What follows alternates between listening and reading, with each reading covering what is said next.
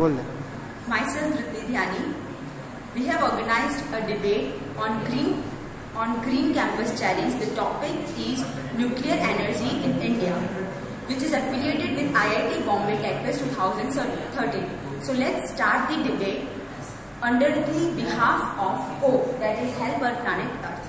Thank you. So we require less coal in this, and so this way nuclear power plant is beneficial than other power plants. Thanks. Now you told about that nuclear is hydroenergy requires much of water, but the cooling system required for nuclear power plant is too much critical, and it requires almost the same amount of water which is required in hydroelectric power plant, because the heat generated from uranium is so high that it's very difficult to control, and the fission process is once if it starts, it's too difficult to control. You said that some figure told that this much energy can be produced from a small piece of uranium and thorium, but it can produce the same energy, but it is very difficult to start again its radiation, which will affect our life. So you can just take precaution but can't prevent it. But we have the option है नहीं, जो call है वो भी limited है, जो hydro station है वो भी लिमिटेड है, सब पे हम लोग कोई वो कर नहीं सकते। ओके, जो हम लोग को एनर्जी रिक्वायर्ड फिल अप करनी है तो हम लोग को न्यूक्लियर यूज करना पड़ेगा, वही मेन पॉइंट है, और कुछ तो है ही नहीं हम लोग के पास जो एनर्जी हम लोग प्रोड्यूस कर सकते हैं।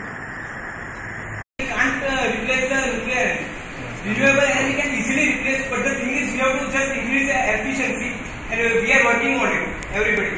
And if seismic activity takes place near the nuclear plant, it can destroy everything, and at any cost it can't risk anybody's life. The risk of the life.